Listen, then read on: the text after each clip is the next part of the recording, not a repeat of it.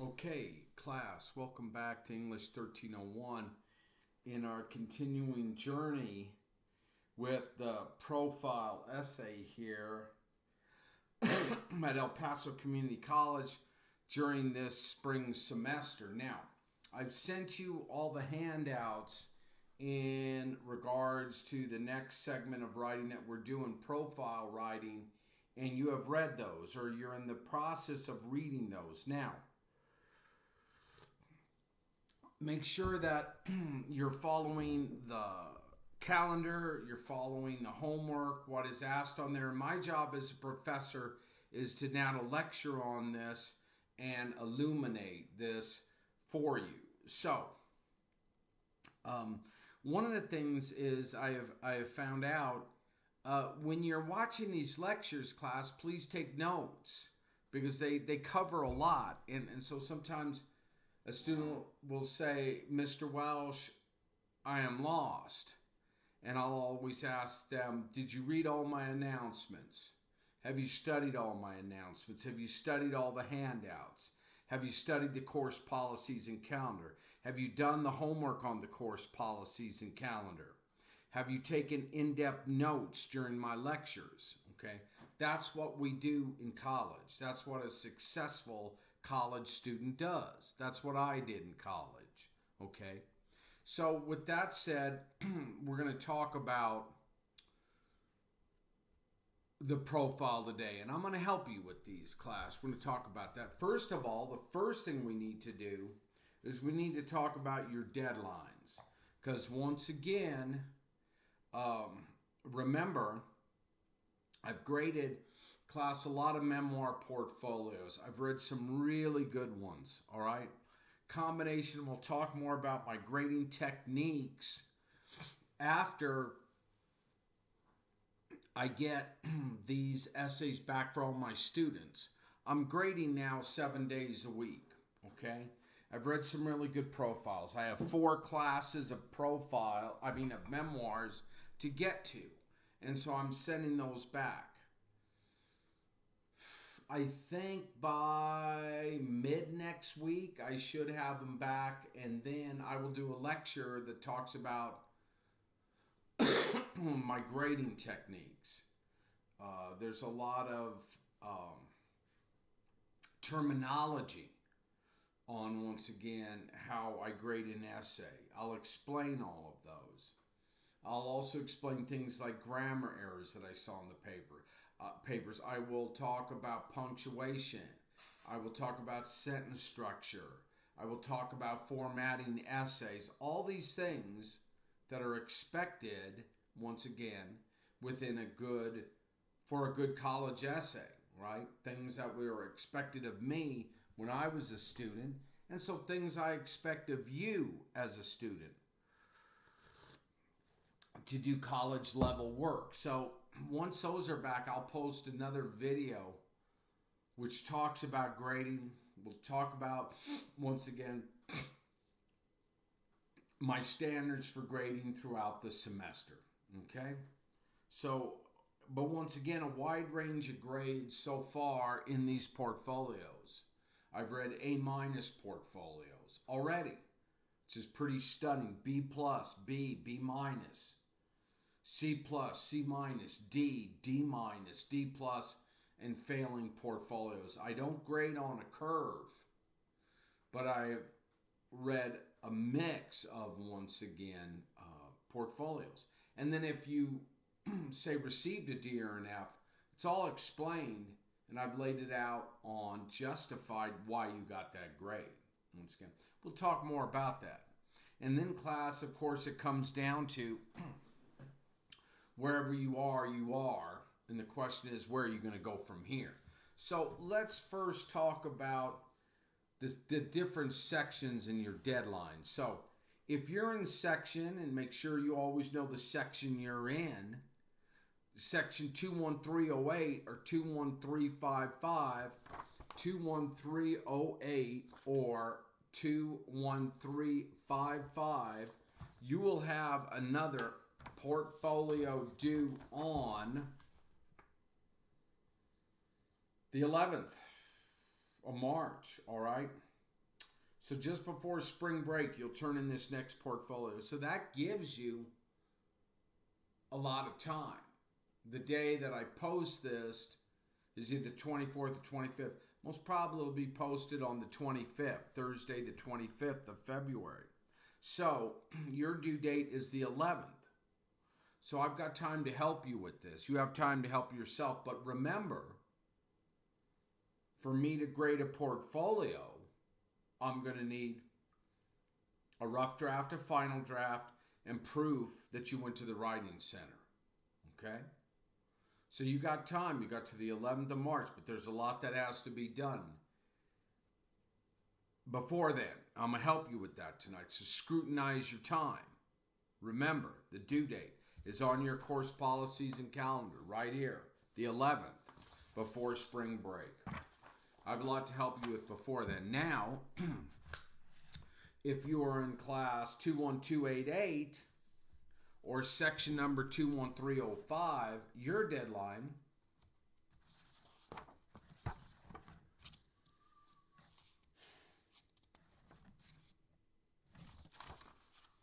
the 10th of, once again, of March. And then class, this on-the-spot writing exam, since this is a online class, we're in a pandemic, I'm going to drop that assignment. Don't worry about that. That comes anyway after your due date on the 10th.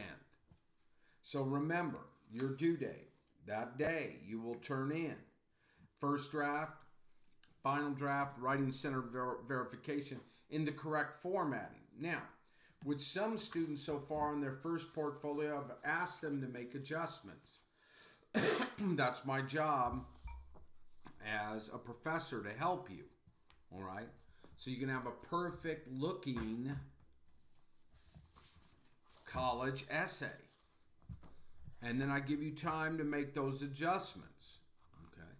Say a student send in a poorly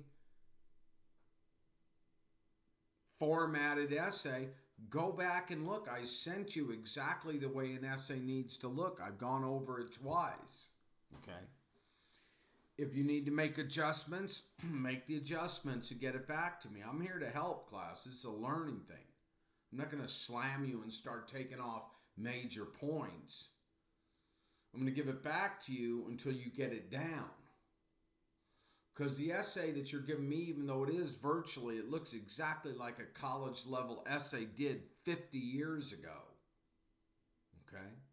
This is MLA, Modern Language Association, formatting for college essays. So I'm helping you with that.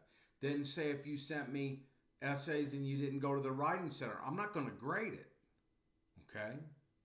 Part of this process and to help you is the peer responses, the responses you can get in the insight from the writing center. So you need to send me that verification. If you didn't do it, you didn't do it. Am I going to grade it? No. Let me give you one other story before I move on. I had a student write me last week, and she, beautiful written email came to me. Mr. Welch, I did not do the first portfolio. I got off track. My head isn't in it. I'm reading her email to me. I'm like, cool. I can't control that. Mr. Welch, she wrote, I'm a straight A student, occasional B's. But I just couldn't get it together at the beginning of the semester. I'm like, cool. Mr. Welch, I was wondering, can I still get an A in your class? The answer, no. It's not going to work out that way. Mr. Welch, will I be able to get a B? No. Okay? Because we're only going to have X amount of grades this semester. Mr. Welch, what should I do? And I said, okay. You seem like a very intense college student. It's the way I was. Grades are important. Okay? She's gotten off to a bad start this semester. Am I going to beat her up? No. I know we're in a pandemic. And so I wrote her a big letter back, and I said, she wanted to know what she should do. What she should do is drop the class. If you did not do a first portfolio, drop the class. There's no way you're going to be able to pass my class. There's just no way. Okay? So drop it. And then take it, because it won't affect your grade point average. And then take it next semester. Summer semester is going to come up soon. Fall semester is going to come up soon. And I told her what I tell any student: why set yourself up for failure? If you didn't do the first portfolio, you're not going to be able to pass my class. So get that in your mind, first of all. Okay? Because we don't have a lot of portfolios. They're important that they are done in the right way. Okay?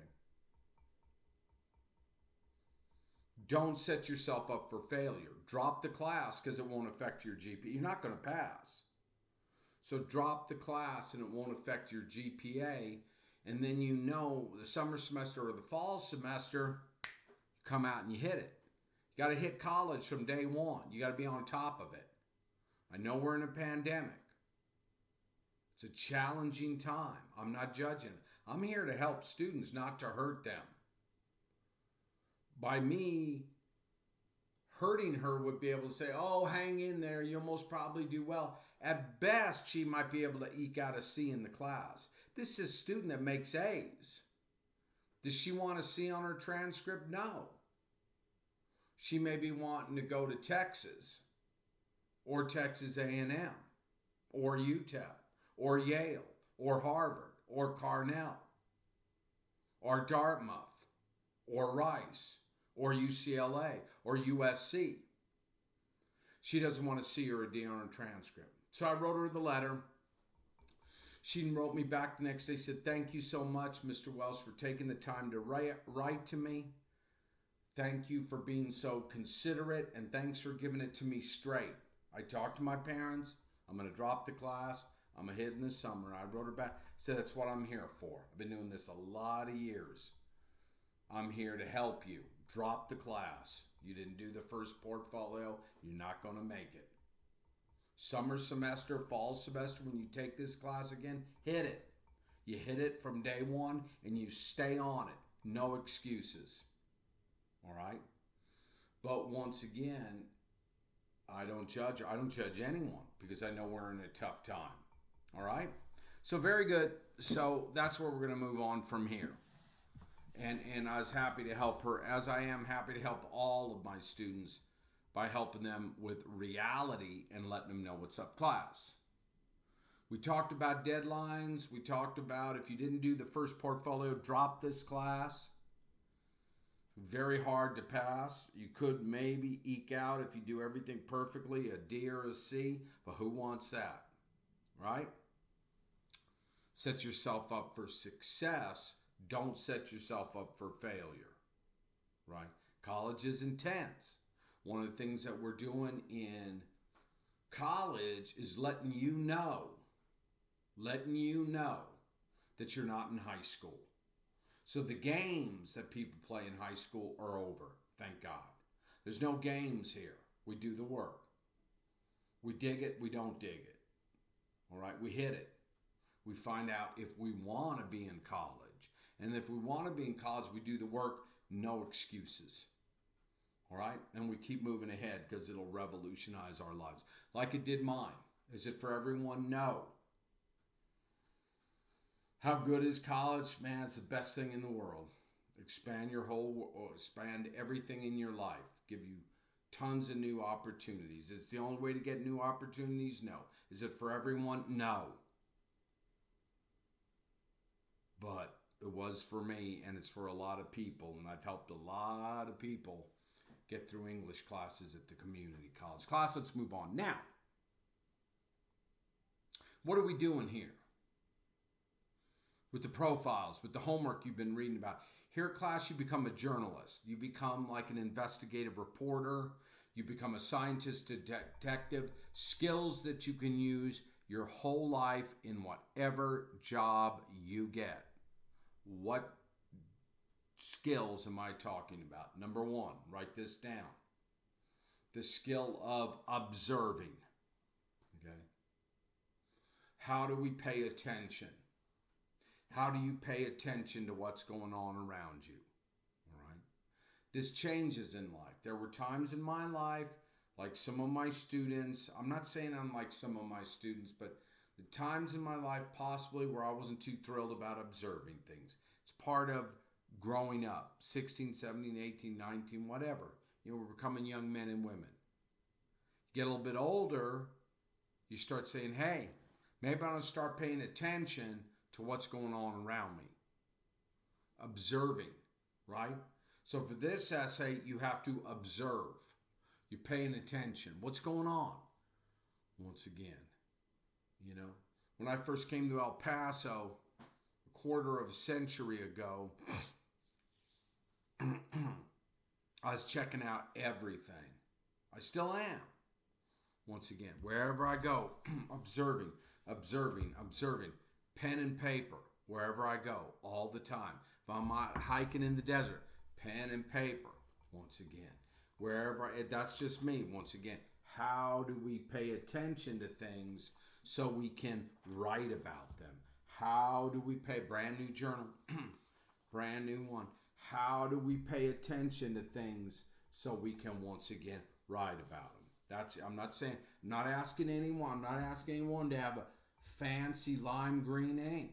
I'm not asking anyone to have their ink made in London, England, or in the UK. I'm not asking anyone. I wouldn't want anybody to write with J. Herbin ink from Paris, France, lime green from a fountain pen. Wouldn't ask that. But if you want to do that, that's all right. New journal, getting filled up. Once again, how do we pay attention? How do we observe? Okay? And when we're observing, then maybe how do we take notes? How do we take notes? How do we observe? How do we take notes? How do we, once again, class, pay attention? Pay attention to what's going on around us. So once again, we can write about what's going on around. How do we pay attention, class? How do we pay attention? So just a couple things. Notes. And then the other thing that we're going to be dealing with within this essay is, once again, while we're observing, paying attention to what's going on around us, how do we take notes? Okay? How do we take notes, a pen and paper, right? Note taking. Class. How do we take notes? It always amazes me when I'm in the classroom and we're in a regular meeting, back in face-to-face, sometimes I'd see students not take one note all semester long. Student that doesn't take notes in my class never passes because they're missing everything. Because I give a lot of intense information within my lectures in class or even here online. With a lot of information, you're not taking notes, you're missing it.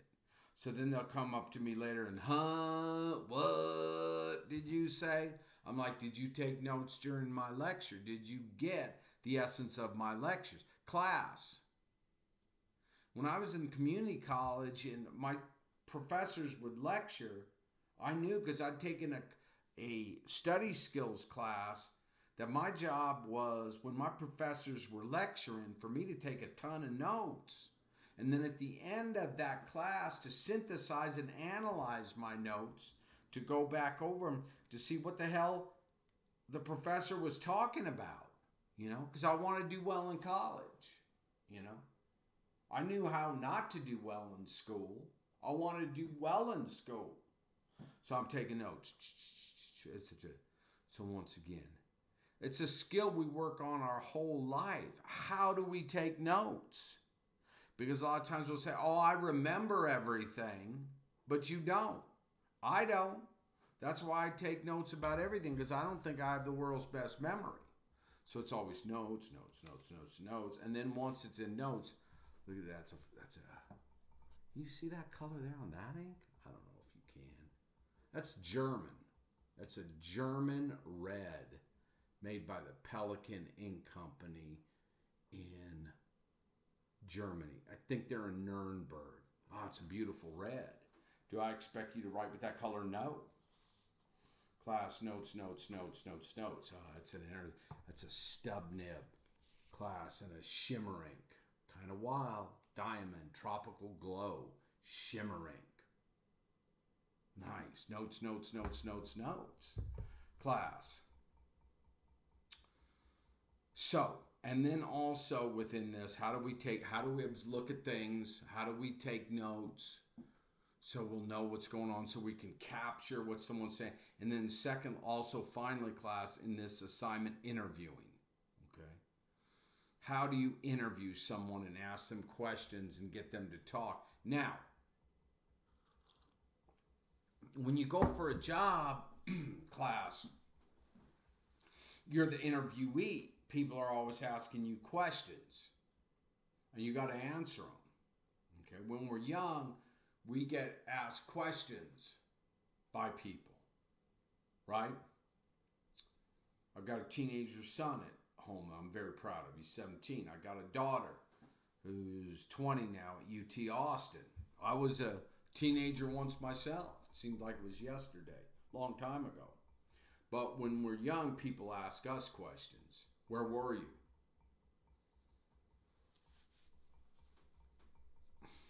What'd you do last night? Who you hanging out with? Why'd you fail this test? Why were you in the principal's office? Possibly things like this. People ask us questions. You go for a job interview. Say you're going for a job interview at Whataburger. Why do you want to work at Whataburger? And you're thinking, oh man, I got to answer this question now. People are always asking you questions. You become an adult, and once you're an adult, you're 18 or above, you can ask the questions. It's an incredible art form, okay? You ask the questions to get people to talk, right? Because in this assignment, you're going to have to sit down with someone. Can't be a mother or father or boyfriend or girlfriend or a relative, but someone else. I give you a lot of possibilities. You sit down with them. You have paper and pen. You write out 10 questions ahead of time, and you interview them. And from that interview, you get the raw material that's going to turn into, once again, your profile. All right? Your profile. So how do you analyze information, synthesize information that you get, then you'll be going through your notes. I'll help you with all of this, and then boom, you'll write. We're not there yet. First, we're going to be thinking about things like this. The challenge of this essay is to present a person, place, or activity vividly to readers. And the scope may either be a large scope or a small scope, which brings up a surgeon's war on breast cancer. Okay?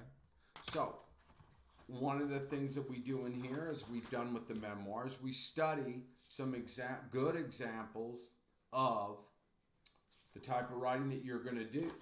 So this first one is on 222 on your first major handout that I sent you. Print these out, class. Have these. A Surgeon's War on Breast Cancer by Molly O'Neill. Now, it tells us that Molly O'Neill is a staff writer for the New York Times, where her profiles, feature stories, and food columns appear regularly. The following profile is of Dr. Susan M. Love, a prominent surgeon, biomedical researcher, and activist. O'Neill, from the New York Times,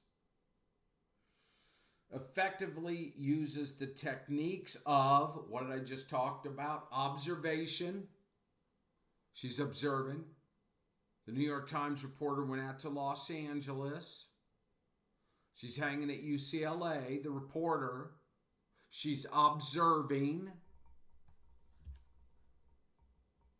She's interviewing. She's asking questions of the doctor.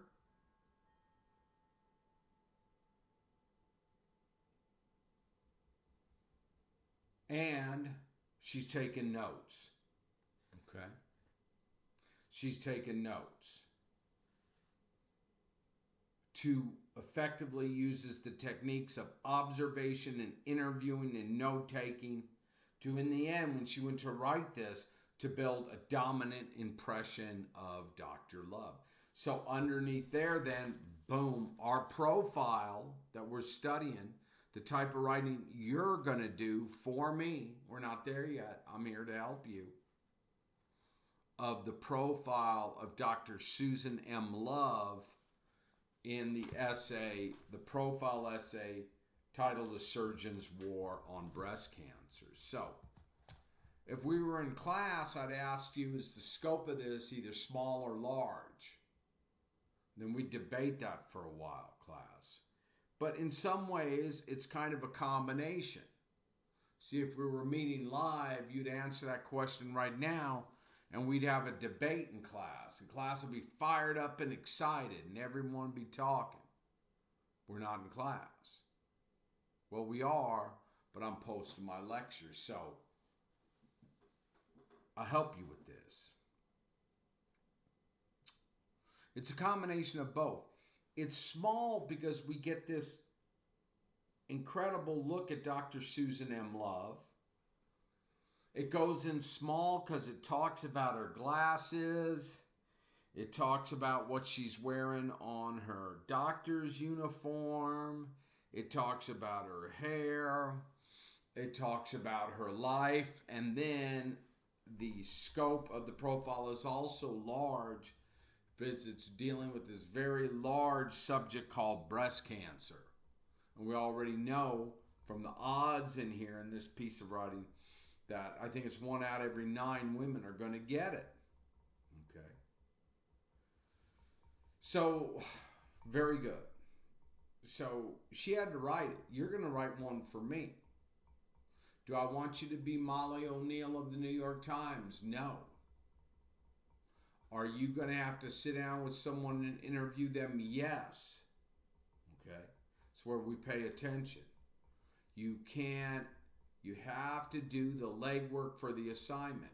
Can't give me a profile of someone who's dead, because that doesn't take any work.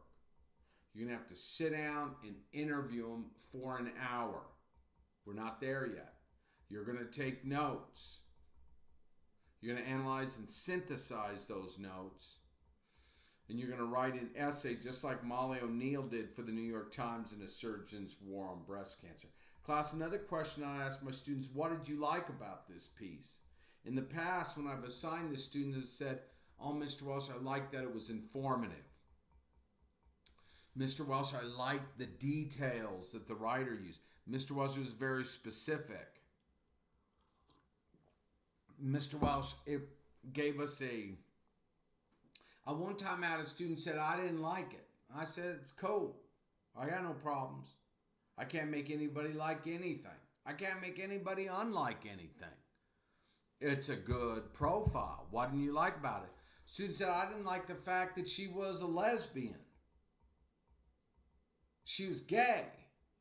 I wrote this profile of this gay surgeon. I don't need to know that she's gay. I don't need to know that she's a lesbian. I don't need to know any of that. And I said, well, I'm not going to throw you out of class. That's your opinion. I said, however, this is a profile of a woman who has struggled. Okay? And that's cool. This is a profile of a woman who has had success.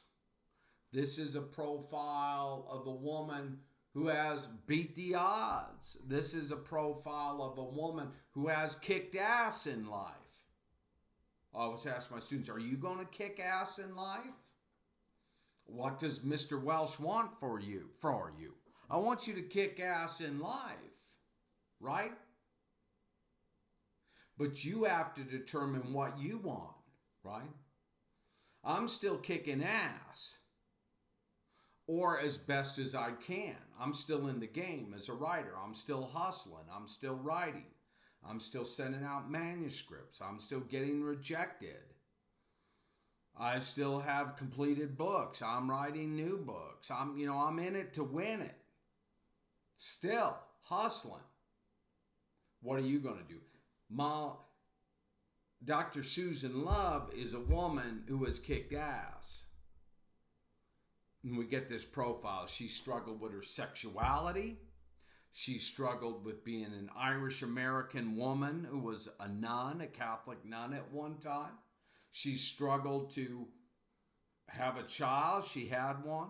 She struggled in medical school where the men used to tell the women in medical school, you're never going to make it. You should be home pregnant. And here she is as a leading surgeon in America. She is worthy, I believe, of our emulation.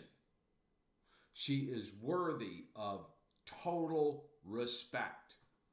Whether she's a lesbian or whatever the hell she has kicked ass in life.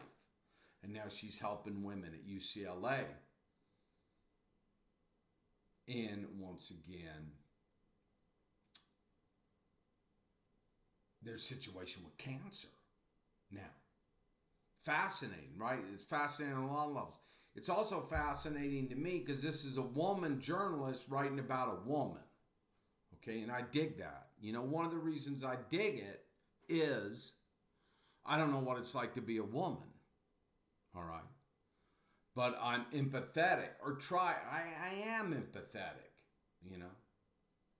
I've been with my wife a long time, and she'll tell me, you don't understand, sometimes you're a man. I said, I know, but I'm trying to. I love women. I spend my whole life trying to understand what it's like to be a woman, but I can't understand what it's like to be a woman because I'm a man. And then sometimes I have to tell my wife, you always think it's so easy to be a man. Maybe it isn't. All right? I'll tell her about some of the struggles I've gone through. I know it can be struggles sometimes to be a woman. I've struggled as a man. Different sort of struggle. But I like hearing what it's like to be a woman, right? I'm interested in that because I love women.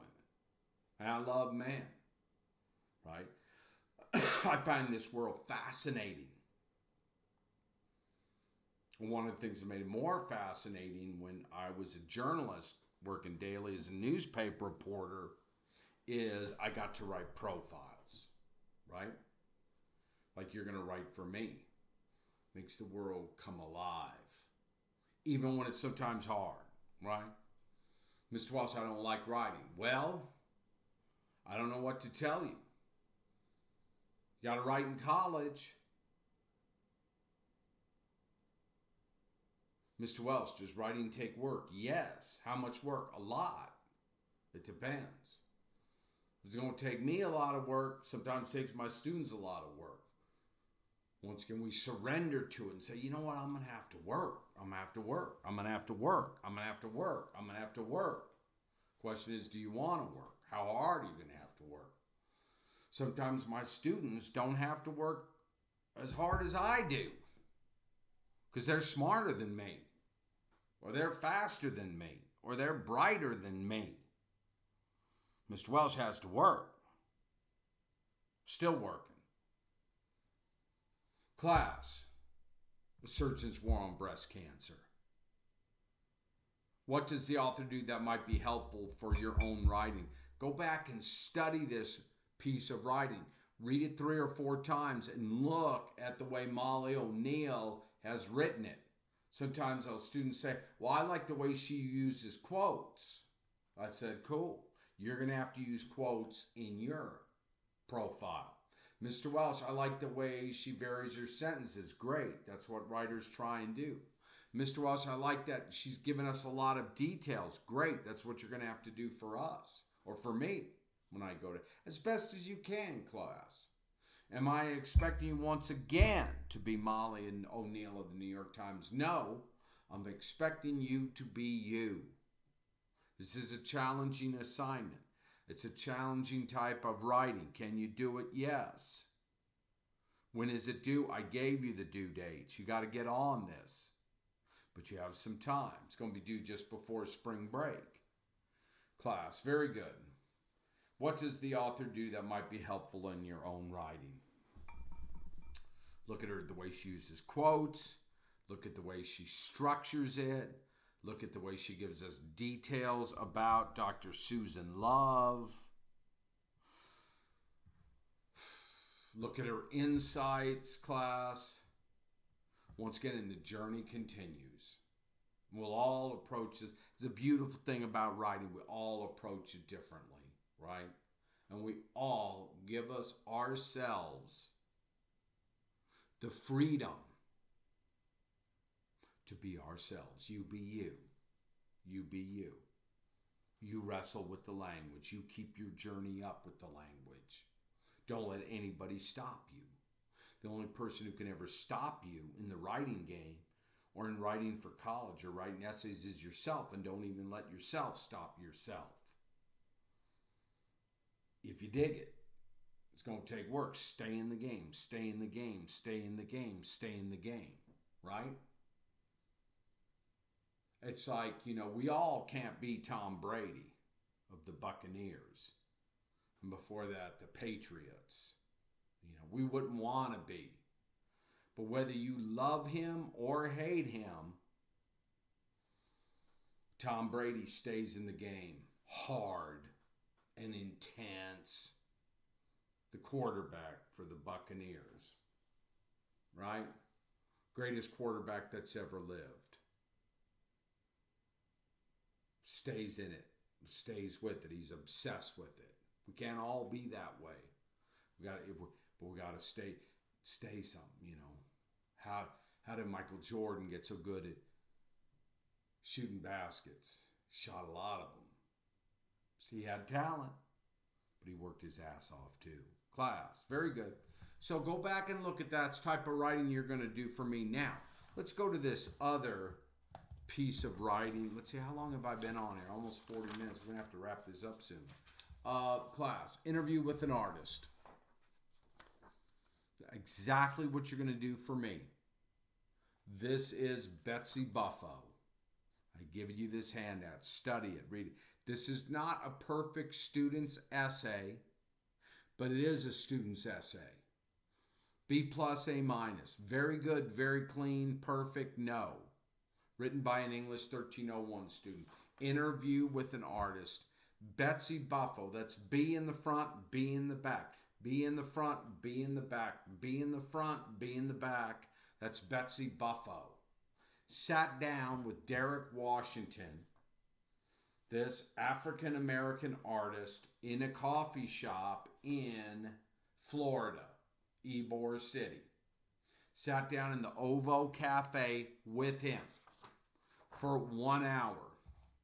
She had written out ahead of time, which you're going to do, 10 questions. 10 questions.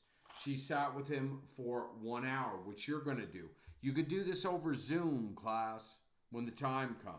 Or you can do it in person. If you do it in person, social distancing. Okay? And she sat down, and Derek Washington started talking. And when he started talking, she had 1 hour to get through her 10 questions and write down his answers and keep moving. All right? And she came up with this essay for English 1301, interview with an artist. Is it good? Yes. All right? Perfect? No. But very good. And then she took all her answers from her pages and pages of this interview and then came up with this profile of Derek. Study this. This is what you're going to do for me. This is a type of writing that we're doing. It's called a profile. There's a lot of quotes that will carry the essay. Excuse me. Questions. What is the main point of this essay? Class, I think, if you were in class, I'd have you give me these answers. It's not fun when Mr. Welsh just talks and talks and talks. It's not fun. What makes my classes exciting is having the students answer back and say, hey, Mr. Welsh, I don't like your opinion, or hey, Mr. Welsh, I want to say this. I say, say it. If you want to say it, say it. I'll listen to it. But it's all right. We're doing the best that we can during this pandemic. Class, what is the main point of this essay? Maybe, class, to give us a portrait of a writer. Not a writer, an artist. Someone who's in the game. Someone who has found his passion. Someone who is struggling. Someone who is paying the dues. And let us know what that's like. Class. What is the writer's attitude toward the artist? How do you know? When you read this, I think at points she's a little bit intimidated. Class, excuse me. Because Derek Washington's intense. He's tense. Kind of got some anger. Kind of pissed off about being black. Kind of pissed off about black people really not understanding him, not understanding his art. So he's kind of pissed off at that. Pissed off a bit that the people who buy his art are sometimes white people and they have the money. From what he's telling us, these white people do, but he doesn't like them. So he's an outsider among outsiders. That's all right. Because he's doing his thing. Class. And we're not in this world to have everyone like us. You know. Derek Washington is out to win a popularity. Either are you. I was watching this comedian that I love. He's kind of racy. He's kind of wild. Some people like him. Some people hate him. I don't know. I kind of like him. His name's Cat Williams. The other night. And he's kind of vulgar. But he brings up some good points. He said, you know, to know you're really alive in life, you've got to have yourself at least 15 people that hate you. Bring on the haters. All right? If you don't have enough people hating on you, maybe you need to get some more people that are hating on you. Because if you're out there and you're doing your thing, you're going to have people hating on you. And that's all right. Because we're not out in this world to always win a popularity contest. We try and do the best that we can. But a lot of times the more we try and do the best that we can to become truly individuals, don't be people hating. And that's what we see here. But then Derek Washington is also getting some love. He's going to have an exhibit. He's won some scholarships. He's hustling. He's in the game. He's an artist. No doubt about it. And we see that she's a little bit scared of him. Like she's never quite met someone like him. A little intimidated, but she digs him. We know that. Because she wrote an essay about him. And Derek Washington is alive. Class. She's a young woman interviewing a young man. And this young man is alive. He's got some passion. He's got some fire in the pit. It's what people like. People who have some passion, who are not dead yet. All right?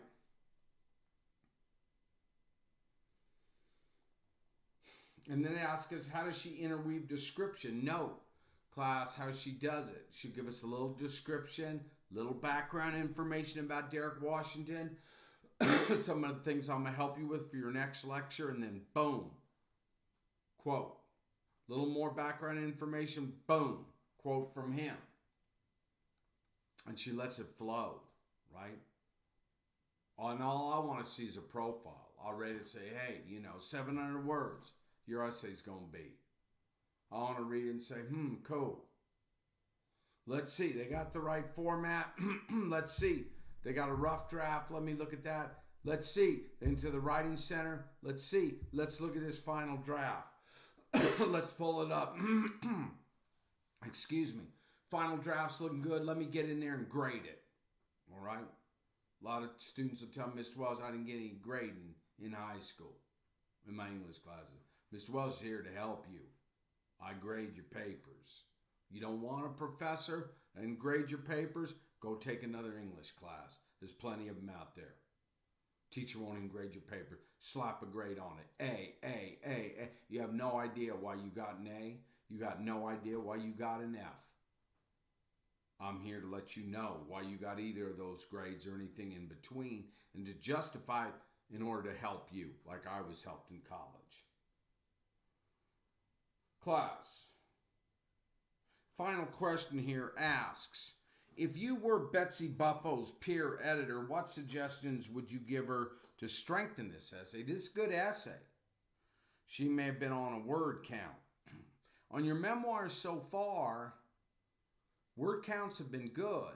I had one essay that I was into. I was grading it yesterday. I was into it, and then all of a sudden I go, uh-oh. And I look down.